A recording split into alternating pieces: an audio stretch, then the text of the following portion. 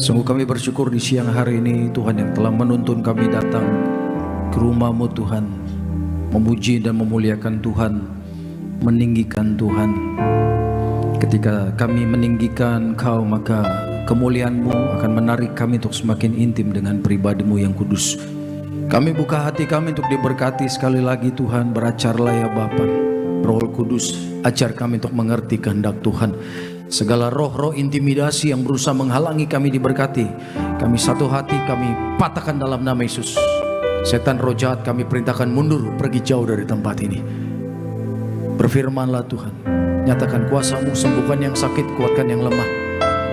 Terima kasih Bapa. Di dalam satu nama yang kudus, nama Tuhan Yesus, kita yang siap diberkati Tuhan, mari semua sama-sama kita katakan amin, amin. Tepuk tangan sekali lagi yuk buat Tuhan kita Yesus. Puji Tuhan. Silakan duduk saudaraku. Haleluya. Shalom Bapak Ibu. Sekali lagi shalom Tiberias. Apa kabar siang hari ini? Luar biasa, siap diberkati Tuhan, amin. Bersama kita buka Alkitab kita, Yehezkiel 37 ayat 1 sampai 11. Yehezkiel 37 1 ayat 1 sampai ayat yang ke-11, kebangkitan Israel. Mari kita baca bergantian. Lalu kekuasaan Tuhan meliputi aku dan Ia membawa aku keluar dengan perantaran rohnya dan menempatkan aku di tengah-tengah lembah, dan lembah itu penuh dengan tulang-tulang, dua yang keras. Lalu Ia berfirman kepadaku, hai anak manusia, dapatkah tulang-tulang ini dihidupkan kembali? Aku menjawab, ya Tuhan Allah, Engkaulah yang mengetahuinya. Terus, beginilah firman Tuhan Allah kepada tulang-tulang ini, aku memberi nafas hidup di dalammu supaya kamu hidup kembali. 6.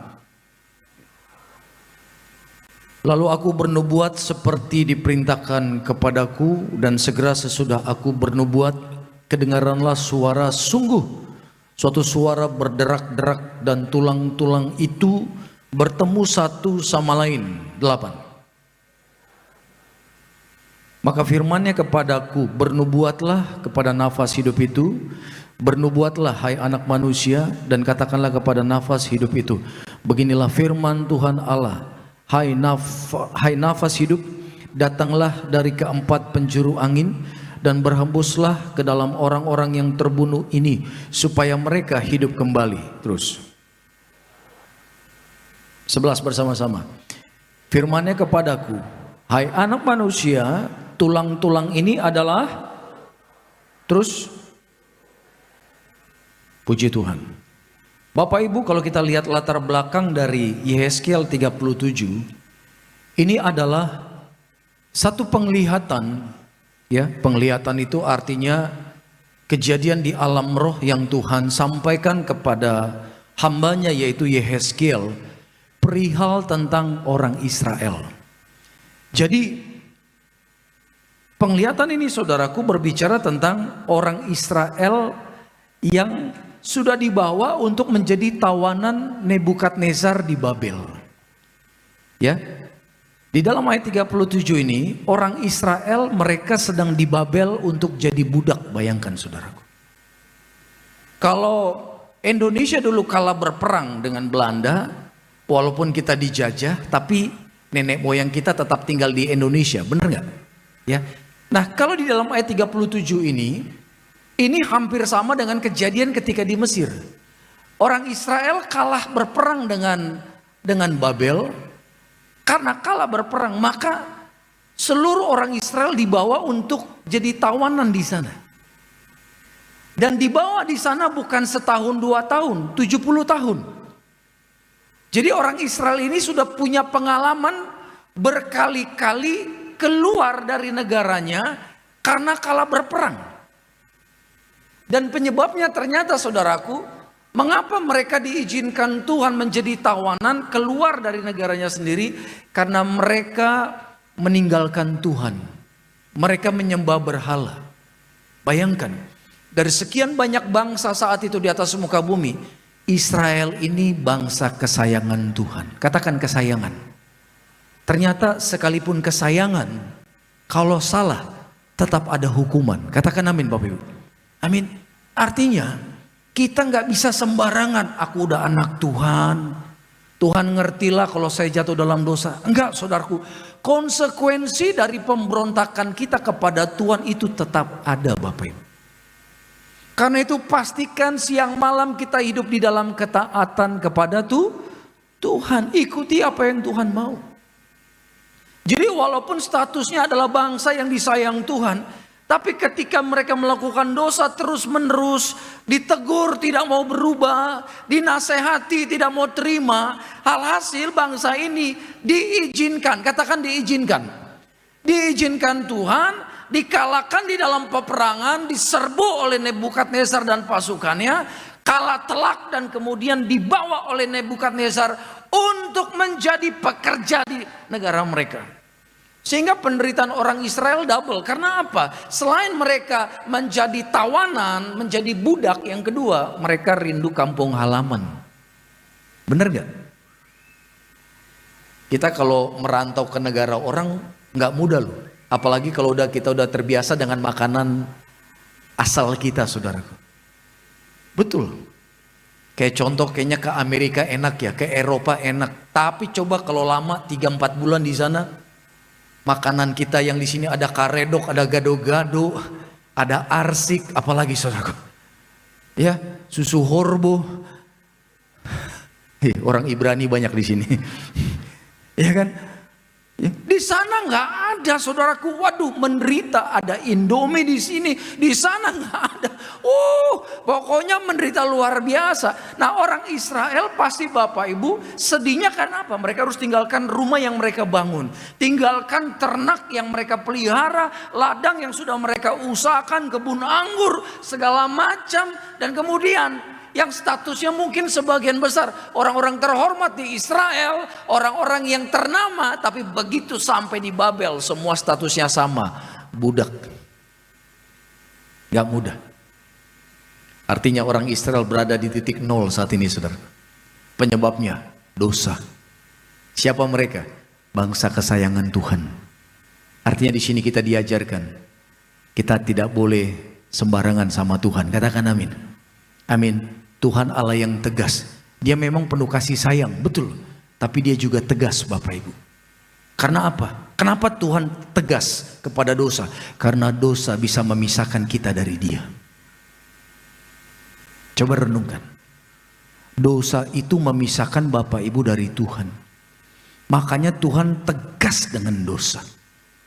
Kalau hari ini Tuhan ingatkan kita untuk meninggalkan 1-2 kebiasaan dosa yang sudah kita lakukan bertahun-tahun, kayaknya mau keluar dari dosa itu sulit. Saya mau katakan mulai hari ini berani ambil keputusan untuk tinggalkan segala yang jahat. Amin. Senangkan Tuhan. Tapi kita lihat saudara, di sini orang Israel terbuang di Babel karena kesalahan mereka, bukan karena Tuhan jahat. Gitu. Kalau mungkin kita pihak yang disakiti oleh orang Israel, sama seperti Tuhan menyakiti orang Israel menyakiti hati Tuhan, saya percaya mungkin kita ya udahlah, tanggung kalian lah itu kesalahan kalian. Kan kalian sudah saya berusaha jamah supaya bertobat, nggak mau bertobat, saya udah tegur nggak mau berubah, saya udah pakai hambaku menyampaikan isi hatiku, kalian nggak mau dengarkan mereka, ya sudahlah, sekarang nikmatilah itu. Konsekuensi dari pelanggaran kalian. Mungkin kalau kita jadi Tuhan begitu. Tapi ternyata di tengah air mata orang Israel penyesalan karena dosa, ternyata Tuhan tetap sayang. Katakan amin. Tuhan tetap punya rencana untuk memulihkan mereka. Tuhan baik. Rencana Tuhan apa? Coba lihat pada ayat yang pertama. Begini saudara. Lalu kekuasaan Tuhan meliputi aku. Aku itu siapa? Yeskiel, betul. Lalu kekuasaan Tuhan atau kekuatan Tuhan atau urapan Tuhan, hadirat Tuhan yang kudus meliputi aku. Jadi saat itu urapan Tuhan yang besar datang dan menjumpai Yeskiel. Ini kalau ada lawatan dari surga begini, ini khusus nih. Pasti Tuhan mau menyampaikan pesan yang khusus. Sama seperti ketika Tuhan melalui malaikatnya, urapan hadirat Tuhan yang besar turun dan mendatangi Maria. Karena apa? Ada pesan yang penting bahwa Maria akan mengandung seorang bayi. Dan itu dari Roh Kudus. Pokoknya kalau ada pesan penting dari Tuhan mau turun, itu pasti hadiratnya luar biasa. Katakan amin Bapak Ibu. Jadi saat itu dari ayat 1 ini Bapak Ibu bisa lihat bahwa urapan Tuhan datang menghampiri Yeskiel. Dan saya percaya Yeskiel dalam posisi sedang berdoa. Saya lanjut ya. Dan ia membawa aku keluar dengan perantaraan rohnya. Dan menempatkan aku di tengah-tengah lembah. Dan lembah itu penuh dengan tulang-tulang. Jadi begini saudaraku, ketika Yeskiel sedang berdoa, maka rohnya dibawa sama Tuhan untuk melihat sebuah penglihatan. Apa penglihatannya? Ada lembah. Jadi yang dibawa itu rohnya, bukan tubuhnya. Katakan amin. Amin. Kan sering orang berdoa ya, ketika saya berdoa roh saya dibawa Tuhan ke surga. Nah itu dia. Yang dibawa Tuhan ke surga apanya? Rohnya. Tubuhnya mah tetap di kamar itu lagi doa. Gitu. Sama seperti dulu almarhum Bapak Pariaji, gembala sidang kita, bersaksi bahwa beliau berapa kali Tuhan bawa untuk melihat neraka itu seperti apa, surga itu seperti apa. Yang ke surga dan ke neraka bukan tubuhnya. Tubuhnya mah di kamar lagi doa. Rohnya yang dibawa sama Tuhan. Ini pengalaman roh yang luar biasa. Kepada orang-orang tertentu Tuhan akan izinkan pengalaman ini. Kalau Bapak Ibu mau minta sama Tuhan, nanti dikasih. Bilang amin Bapak Ibu.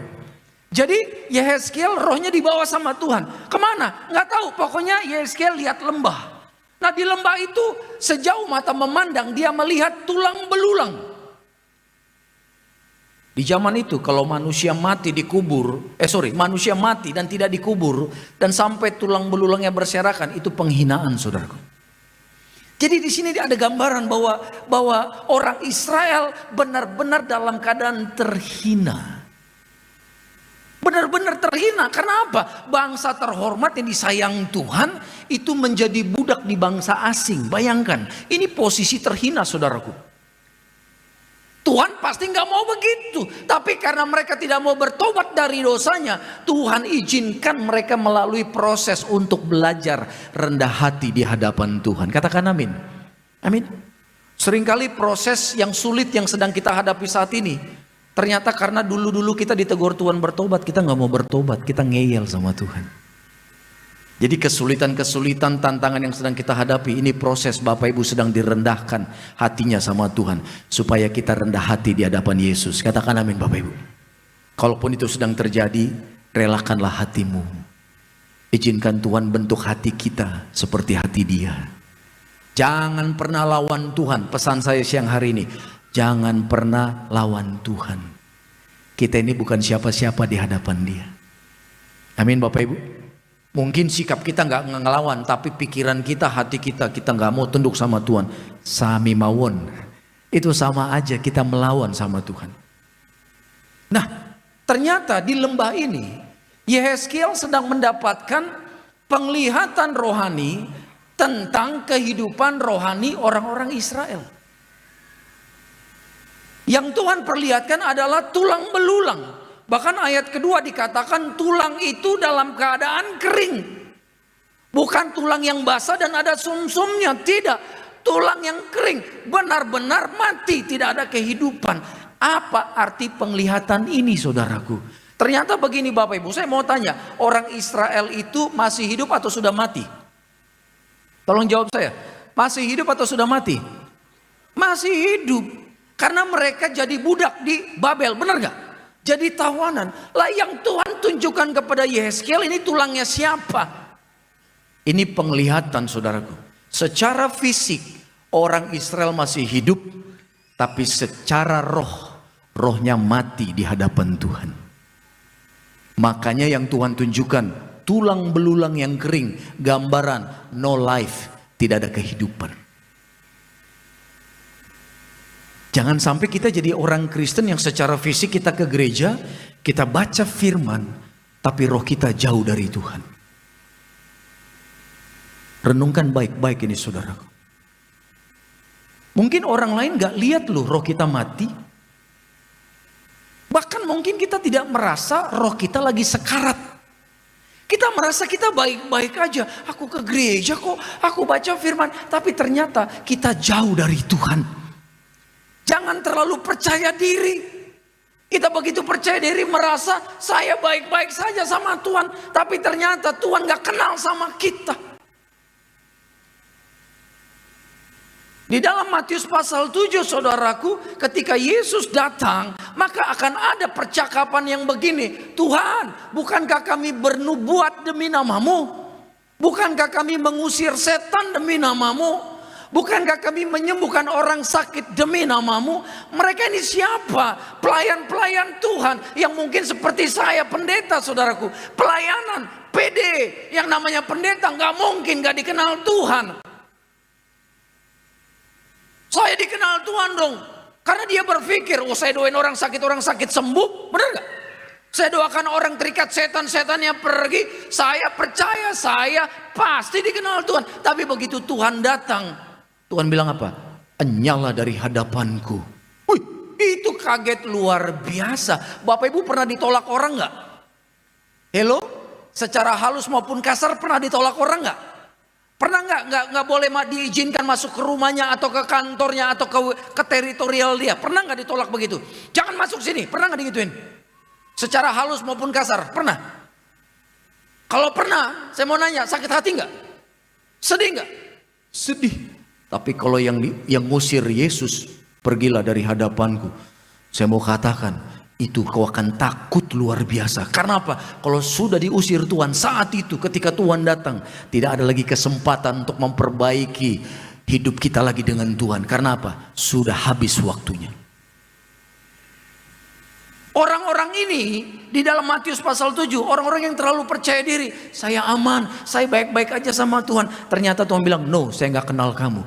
Padahal apa? Usir setan pakai kuasa Tuhan, nyembuhin orang sakit pakai kuasa nama Yesus. Tapi Tuhan bilang, aku gak kenal. Kita doa di tempat ini, Bapak Ibu yang hadir, kiri kanan depan belakang atas bawah, kita semua dikenal surga. Katakan amin. Tepuk tangan dulu yang meriah buat Tuhan Yesus. Betul saudara. Saya setiap kali ingat Matius pasal 7 itu, saya selalu berdoa, Tuhan, biarlah aku berkenan di hadapan-Mu. Mungkin aku gak dikenal orang, that's okay. Tapi yang penting Tuhan kenal aku Tuhan. Tolong Tuhan, aku mau Engkau kenal. Buat apa aku capek-capek banting tulang pelayanan kiri kanan siang malam. Tapi begitu ketemu Tuhan, Tuhan bilang aku gak kenal Engkau. Aku gak mau itu terjadi Tuhan. Aku mau, aku istriku, anak-anakku, kami semua dikenal Tuhan. Bilang amin saudara. Buat apa kita punya dunia dan segala isinya, tapi nggak dikenal Tuhan. Kita nggak bisa masuk di dalam kekekalan bersama Yesus. Nah, orang Israel ini saudaraku, ya, secara roh mati. Kok bisa? Bisa. Fisiknya hidup, rohnya mati. Gitu. Jangan kaget tentang kebenaran ini. Di luar banyak orang Kristen, fisiknya oke-oke aja. Usahanya kelihatan mapan, karir tetap terus naik. Orang melihat sih seakan-akan Tuhan menyertai dia. Padahal ternyata dia jauh dari Tuhan. Tuhan pernah berkata kepada Adam, jangan makan buah ini. Kalau kalian makan, kalian di Taman Eden. Pertanyaan saya, ketika buah itu dimakan, mereka mati nggak? Tolong jawab yang keras. Mati nggak Bapak Ibu? Enggak ya. Tapi mereka makan. Saya mau tanya, yang mati apanya? Tuhan salah dong kalau gitu. Enggak mati tetap hidup, bahkan sampai umur 900 tahun lebih. Tuhan salah dong. Yang setuju Tuhan salah bilang amin. Hah? Dari 20.000 orang ada satu ibu. Tapi nggak apa-apa Bu, salah menjawab tetap ke surga kita. Tuhan salah nggak? Enggak. Ketika Tuhan katakan kalau makan buah ini kamu mati, yang mati apanya? Rohnya, hubungannya dengan Tuhan putus tuh. Makanya saudaraku, hati-hati dengan dosa. Dosa membuat hubungan kita dengan Tuhan seperti lampu di rumah kita. Kalau mau tidur kita matiin, tuk, mati. Itu dia. Begitu ditekan sekali lagi, tek, nyala.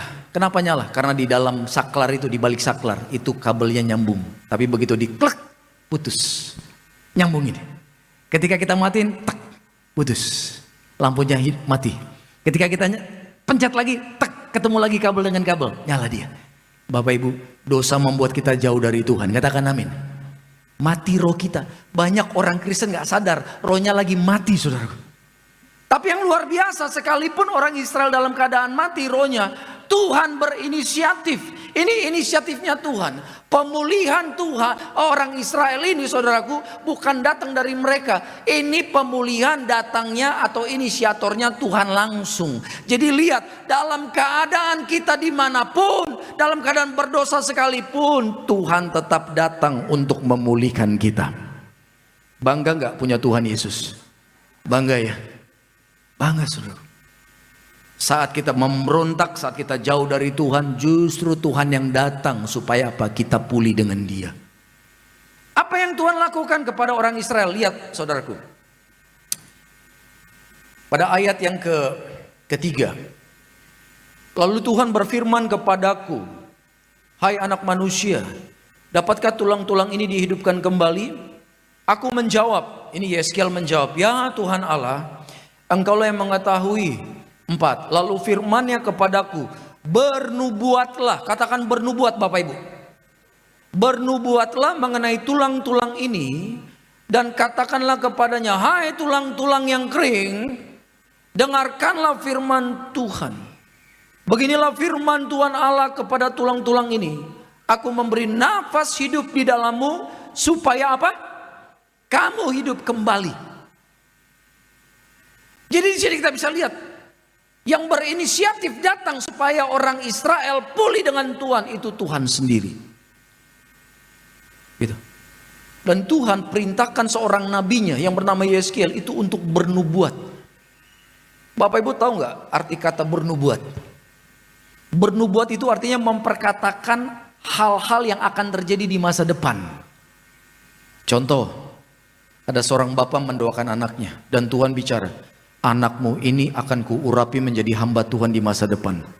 Dan bapaknya bilang, anakku, Tuhan katakan bahwa engkau akan dipakai Tuhan menjadi hamba Tuhan di masa depan. Persiapkan hidupmu, jaga pergaulanmu, jaga kekudusanmu, karena Tuhan sedang mempersiapkan engkau. Dan anaknya bilang, siapa? Amin Tuhan, jadilah kehendakmu dalam hidupku. Maka bapaknya sedang menubuatkan tentang apa yang akan Tuhan lakukan di masa depan dalam kehidupan anaknya ini. Itu bernubuat. Jadi keren, sesuatu belum terjadi tapi Tuhan sudah kasih bocoran. Katakan amin. Ini seperti contekan kalau ulangan. Belum kejadian tapi Tuhan sudah kasih tahu. Itu saudara. Dahsyat Tuhan kita Yesus. Nah Tuhan sampaikan kepada Yeskiel, bernubuatlah. Jadi di sini Tuhan sedang mengajarkan Yeskiel orang Israel plus kepada Bapak Ibu dan saya. Ternyata saudaraku, di dalam perkataan kita ada kuasa. Betul. Siang hari ini Tuhan mengajarkan Bapak Ibu untuk kita memperkatakan janji Tuhan atas masalah kita. Sama-sama dengan saya katakan, memperkatakan janji Tuhan. Katakan lebih keras, memperkatakan kuasa Tuhan atas masalahku. Ya. Jadi mulut Bapak Ibu ini ada urapan agar apa yang kau imani terjadi. Bapak Ibu tahu tidak, ketika Tuhan ciptakan langit dan bumi, itu cukup dengan berkata-kata. Jadilah terang, jadi terang. Jadilah cakrawala, jadi cakrawala. Itu suruh. Tidak tahu siapa yang membuat itu jadi, tapi perkataan Yesus itulah yang membuat yang tidak ada menjadi. Jadi kalau di luar ada orang masih mempertanyakan Yesus itu Tuhan atau manusia, saya mau katakan lihat ini aja. Manusia tidak punya kemampuan mencipta, manusia tidak bisa membuat yang tidak ada menjadi yang bisa menjadikan yang tidak ada jadi ada itu hanya Tuhan. Dan Yesus dapat lakukan itu. Di dalam hari penciptaan saudaraku, siapa yang mencipta? Itu Yesus. Yesus. Dengan berkata-kata. Nah, ketika Bapak Ibu menjadi anak Tuhan, punya imanlah. Kuasa Tuhan ada di dalam kita. Kuasa perkataan Yesus ada di mulut kita. Katakan amin. Jadi Tuhan memberikan kita kuasa ya untuk berkata-kata atas masalah kita. Percaya Bapak Ibu, setiap masalah Bapak Ibu jawabannya ada di firman Tuhan. Apapun, masalah kesehatan kah? Ya, masalah ekonomi, masalah keluarga, masalah masa depan, apapun jawabannya pasti ada di Alkitab. Karena itu saudaraku, perkatakan janji Tuhan atas masalahmu. Kalau Bapak Ibu mungkin divonis dokter nggak mungkin sembuh, penyakitmu makin parah, engkau berkata kepada penyakit di tubuhmu, katakan, hai penyakit, Tuhan berkata oleh bilur-bilurnya aku sembuh. Kau ingat itu ya? Ngomong gitu. Bahkan Tuhan sudah membayar tubuh ini lunas dengan darah Yesus. Dari ujung rambut sampai telapak kaki sudah dibayar lunas. Dan tubuhku adalah bait Allah. Kalau tubuh ini bait Allah, penyakit say goodbye, nggak boleh tinggal dalam tubuhku. Katakan amin. Amin. Itu sedang memperkatakan atau bernubuat tentang tubuh kita. Ekonomi Bapak Ibu goncang, kau katakan, hai masalah ekonomi, kau dengar ya, Tuhan adalah gembalaku yang baik, takkan kekurangan aku, yang membaringkan aku di padang berumput hijau, ia membimbing aku ke air yang tenang. Katakan amin. Tuhan gembalaku yang baik, takkan kekurangan aku. Gitu. Jadi apapun masalah kita, solusinya firman Tuhan. Apa yang Tuhan perintahkan kepada Yehezkiel, saudaraku? Pada ayat yang kelima dikatakan, beginilah firman Allah kepada tulang-tulang itu, aku memberi nafas hidup di dalamnya supaya kamu hidup kembali. Lihat saudaraku, aku akan memberi urat-urat padamu dan menumbuhkan daging padamu. Aku akan menutupi kamu dengan kulit dan memberikan kamu nafas hidup supaya kamu hidup kembali dan kamu akan mengetahui bahwa akulah Tuhan. Haleluya. Jadi harus diperkatakan. Karena gini, yang namanya mujizat adalah sesuatu yang bisa kita lihat dengan mata kita. Amin. Contoh apa? Kesembuhan, pemulihan, berkat. Nah, sesuatu yang bisa kita lihat sebelum ini terjadi, harus terjadi dulu kemenangan di alam roh. Makanya itu kita anak Tuhan, kita harus belajar bagaimana kita doa peperangan rohani. Suatu saat saya akan khotbah tentang doa di dalam peperangan rohani, saudaraku. Jadi doa peperangan rohani ini bukan doa yang sekedar biasa. Bapak terima kasih buat hari ini, terima kasih buat makanan, buat nafas hidup. Bukan. Peperangan rohani ini doa di mana engkau menghancurkan roh-roh jahat yang sedang menghalangi engkau untuk menerima janji-janji Tuhan. Walaupun di atas kayu salib Yesus berkata sudah selesai. Sudah selesai apa? Pembayaran dosa maupun penyakit kita, kegagalan kita. Itu Tuhan berkata di atas kayu salib sebelum dia mati. Tetelestai, it is finished. Sudah selesai. Jadi hidup Bapak Ibu dan saya mulai hari ini adalah menerima apa yang Tuhan sudah selesaikan. Jadi kalau kau sakit, terimalah kesembuhan yang Tuhan sudah ciptakan. Katakan amin. Kalau engkau bangkrut, terimalah berkat yang Tuhan sediakan. Kalau dalam goncangan, terimalah pemulihan. Gak ada yang lain, terima. Tapi terimanya gak cuma sekedar terima lenggang kangkung. Sama seperti orang Israel ketika mau masuk tanah Kanaan. Tuhan bilang janji beribu tahun sebelumnya bahwa itu akan menjadi milik kalian. Tanah Kanaan akan menjadi milik kalian. Tapi saya mau tanya, ketika masuk tanah Kanaan, mereka biasa-biasa aja langsung masuk atau perang dulu? Perang dulu nggak? Perang. Ada tembok Yeriko yang harus dirobohkan. Ada tentara-tentara orang Kanaan yang harus dibunuh dulu, saudaraku.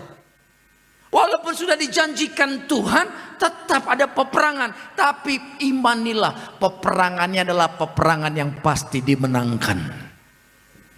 Karena Tuhan yang sudah sediakan itu buat kita. Orang Israel tidak berkata begini kepada orang Kanaan, buka pintu dong, kami mau masuk.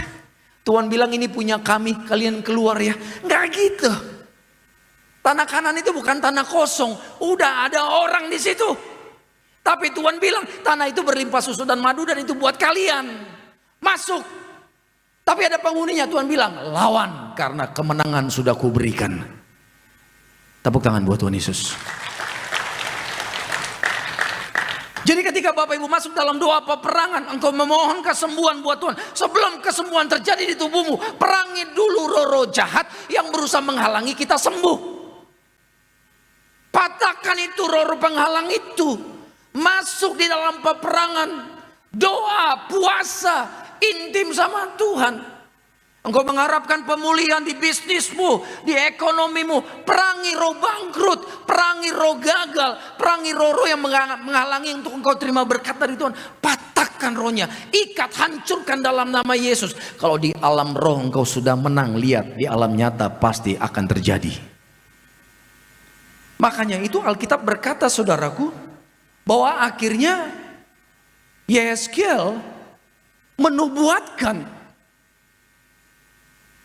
tulang-tulang itu menerima nafas kehidupan. Dan dia menyaksikan tulang itu bersatu kembali. Membentuk tubuh-tubuh manusia. Tulang ketemu tulang, nemboru ketemu nemboru. Bukan ya. Tulang ketemu tulang. Ada dagingnya, ada uratnya, ada kulitnya. Tapi masih seperti boneka belum bergerak. Dan Tuhan bilang, perintahkan nafas kehidupan untuk masuk. Tuh lihat tuh. Dilatih lagi Yehezkiel. Kalau tadi diperintahkan untuk tulang bersatu, sekarang perintahkan nafas kehidupan masuk. Sehingga apa? Yang tadinya seperti mumi diam, ketika nafas kehidupan diperintahkan masuk, maka semua orang yang tadinya Bapak Ibu berdiam, mereka hidup kembali, saudaraku. Dan Tuhan bilang, itulah orang Israel yang mati secara rohani, tapi nanti mereka akan hidup kembali. Terjadi enggak? Terjadi. Akhirnya mereka pulang kembali ke Israel. Karena apa? Mereka rohaninya sudah dipulihkan Tuhan. Tapi terjadi dulu di alam roh. Kalau alam roh belum terjadi, gak akan mungkin di alam nyata terjadi. Jadi alam roh ini pastikan engkau menang. Gimana bisa menang di alam roh? Gak ada yang lain. Masuklah di dalam doa peperangan rohani. Bersama Tuhan engkau lebih dari pemenang. Tepuk tangan yang meriah buat Tuhan Yesus. Bapak yang baik, terima kasih di siang hari ini firman-Mu sudah datang dan memberkati kami. Ajar kami Tuhan untuk meraih janji firman-Mu, mengalami pemulihan dari Tuhan. Apapun keberadaan kami saat ini, kematian-kematian rohani yang sedang kami alami, kami percaya nafas kehidupan dari Tuhan akan kembali dihembuskan untuk memberikan kami kekuatan dan pengharapan di dalam Kristus. Saat ini kami akan membawa persembahan. Suci kuduskan berkati setiap rupiah. Ajar kami memberi yang terbaik, ajar kami memberi dengan sukacita. Terpujilah nama-Mu. Di dalam nama Tuhan Yesus, Bapak Ibu yang siap memberkati pelayanan gereja Tiberias, bersama-sama kita katakan amin, amin. Kita bangkit berdiri, sambut pengorbanan Tuhan. Tubuhmu dan darahmu, tubuhmu dan darahmu tercurah bagi kami, menyucikan, menyembuhkan,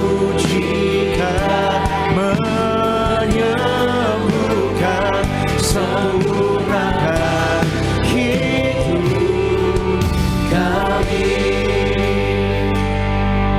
Bersama kita angkat roti yang akan dibentuk jadi tubuh Tuhan Yesus. Bangkitkan iman, sama-sama katakan dalam nama Tuhan Yesus. Inilah roti yang turun dari surga. Inilah tubuh Tuhan Yesus yang tergantung di atas kayu salib. Yang pertama, yang memberikan kami, keluarga kami, hidup kekal dalam surga.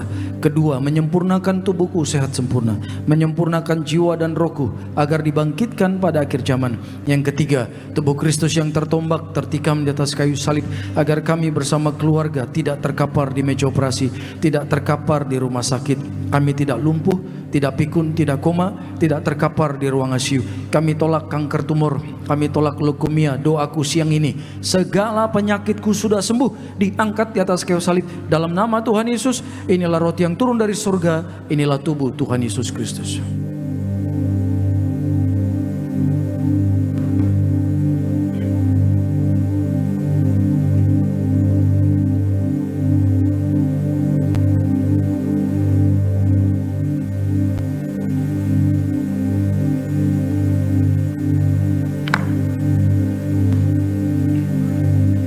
Angkat anggur.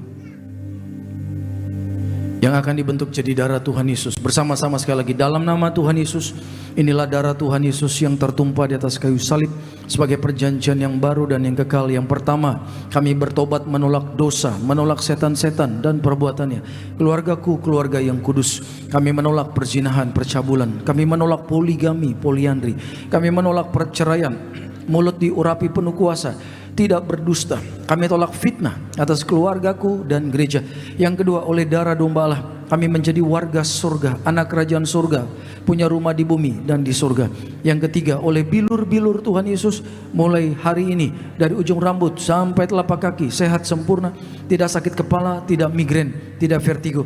Kami tolak kanker tumor, kami tolak kistamium, kami tolak pisau operasi, kami tolak pendarahan, tekanan darahku normal, berkati jantungku sehat, tidak pembengkakan jantung. Kami tolak sakit paru-paru, kami tolak sakit liver, kami tolak sakit ginjal, kami tidak diabetes, tidak hepatitis. Darah Kristus membalut dan menyembuhkan segala penyakitku. Doa saudaraku, minta sama Tuhan, pulihkan setiap anakmu yang hadir siang hari ini Tuhan. Sembuhkan yang sakit, berkati mereka bisa punya keturunan, bisa dapat jodoh yang terbaik, bisa dapat pekerjaan, proyek yang baru, diberkati tidak kekurangan dalam nama Yesus. Bersama-sama sekali lagi dalam nama Tuhan Yesus, firman Tuhan berkata, perjamuan kudus ini lebih dari roti mana. Yang pertama, bangsa Israel 40 tahun makan tidur di padang gurun, artinya tidur pun kami diberkati. Yang kedua, dengan roti mana setiap hari jubah baru, artinya kami mulia akan terbang ke surga sepanjang masa diam di rumah Tuhan. Yang ketiga, dengan roti mana setiap hari kasut baru, sepatu baru, artinya kami tidak gagal. Hari ini Tuhan, hidup kami di bumi seperti di surga, tidak miskin, tidak kekurangan. Segala sakit, penyakit dan penderitaan kami sudah diangkat di atas kayu salib dalam nama Tuhan Yesus. Inilah darah Tuhan Yesus.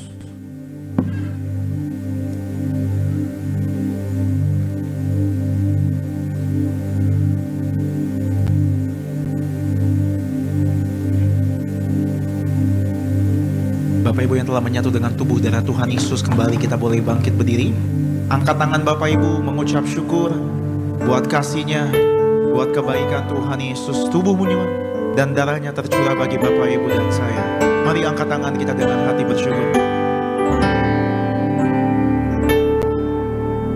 Tubuhmu dan darahmu tercurah bagi kami,